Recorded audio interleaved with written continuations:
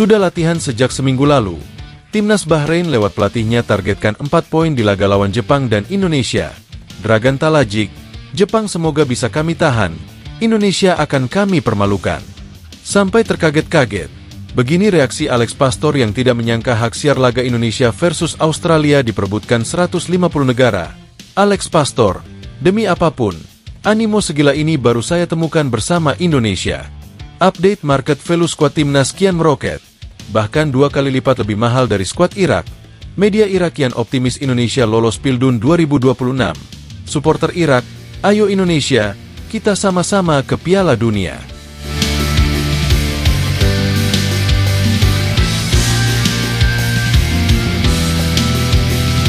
Timnas Bahrain nampaknya sangat serius dalam mempersiapkan tim dalam lanjutan babak kualifikasi Piala Dunia 2026 yang akan mulai berlangsung pekan depan. Bahkan mereka sudah berkumpul sejak 1 minggu lalu, merujuk dari unggahan Bahrain Eva di akun media sosial Instagram resminya. Bahrain memanggil 26 pemain dalam lawatan 2 tandang yang sangat berat. Pertama mereka harus terbang ke Tokyo bertemu dengan Jepang, lalu ke Jakarta untuk dibantai oleh King Indo. Dalam beberapa hari belakangan di media Instagram mereka, sangat aktif terlihat bahwa mereka tengah fokus dalam latihan. Terutama sang penjaga gawang, yang nampaknya sangat antusias mempersiapkan diri dan mental, agar nanti bisa menahan serangan bertubi-tubi pemain King Indo. Namun yang menarik adalah, saat pelatih mereka Dragan Talajic nampaknya sangat punya ambisi tinggi di 2 lawatan tandang ini.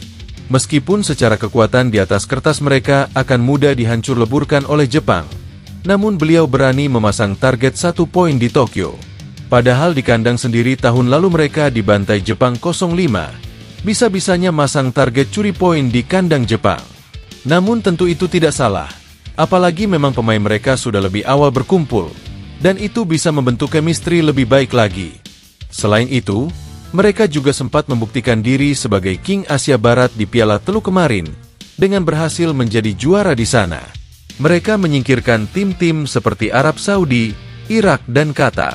Namun yang menjadi perhatian tentunya, saat Dragan Talajic berani pasang target curi 3 poin di GBK melawan Indonesia. Meskipun di atas kertas saat ini timnas kita memang lebih unggul, tapi mereka tentu bisa saja merepotkan kita jika saja permainan kita tidak tenang. Apalagi dengan beribu macam trik Bahrain di atas lapangan yang doyan memprovokasi lawan, teknik guling-guling kalau sudah unggul, sampai ke ulah wasit yang biasanya lebih berpihak kepada mereka.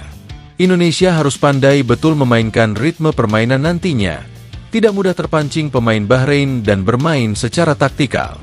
Apalagi sekarang level pemain kita adalah standar Eropa, ditambah staf kepelatihan baru yang lebih kompleks. Jadi alangkah malunya kalau timnas kita sampai kalah di kandang sendiri nantinya. Dragan Talajic mengatakan bahwa dia tidak gentar dengan segudang pemain diaspora Indonesia yang berkarir di Eropa. Bahkan dia menyebut sudah mengantongi kekurangan para pemain satu persatu dan juga timnas Indonesia secara keseluruhan. Menurutnya harus ada trik yang dilakukan lawan Indonesia nanti agar sempurna mencuri 3 poin di GBK. Kami mempersiapkan tim ini lebih cepat daripada sebelumnya, dan para pemain kami punya komitmen untuk memberikan penampilan terbaik dan hasil yang diharapkan di atas lapangan. Kami akan ke Tokyo untuk mencuri 1 poin. Ini tidak gampang, tapi kami ingin menjadikan ini sebagai ambisi yang harus direalisasikan, ucap Dragan Talajic. Di Jakarta, kami tahu bagaimana atmosfer pendukung mereka sangat gila, dan terkait insiden yang mungkin membuat mereka tidak senang dengan tim kami. Tapi kami datang ke sana untuk mencuri 3 poin. 3 poin yang mungkin memperjelas peringkat kami di posisi klasmen nantinya. Tidak ada yang tidak mungkin. Kami tidak pernah melihat dari mana pemain mereka berasal dan di mana mereka bermain. Meskipun pemain mereka rata-rata bermain di Eropa, itu tidak membuat kami takut. Beberapa kelemahan pemain sudah saya analisis, dan tim mereka secara keseluruhan yang juga masih punya banyak PR, tutupnya. Sampai terkaget-kaget. Begini reaksi Alex Pastor yang tidak menyangka hak siar laga Indonesia versus Australia diperebutkan 150 negara. Alex Pastor, demi apapun, animo segila ini baru saya temukan bersama Indonesia. 8 hari menjelang pertandingan Australia versus Indonesia di Sydney, Australia, saat ini banyak rumor yang mencatat bahwa laga itu akan disiarkan di 150 negara. Hal itu sebenarnya tidak mengejutkan, karena beberapa laga Indonesia sebelumnya bahkan sudah mencatat hal yang sama. Sebut saja laga Indonesia versus Jepang dan Arab bulan November lalu.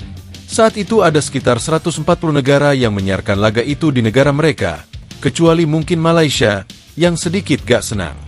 Nah, menarik tentu adalah saat asisten pelatih timnas Indonesia yang dijuluki juga sebagai maestro taktikal, yaitu Alex Pastor, merasa kaget dan tak menyangka bisa-bisanya ada 150 negara yang berebut hak siar untuk laga Indonesia.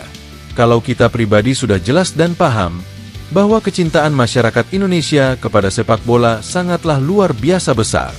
Jadi meskipun dalam situasi berpuasa di bulan Ramadan, tingkatan animo tidak akan berkurang sama sekali.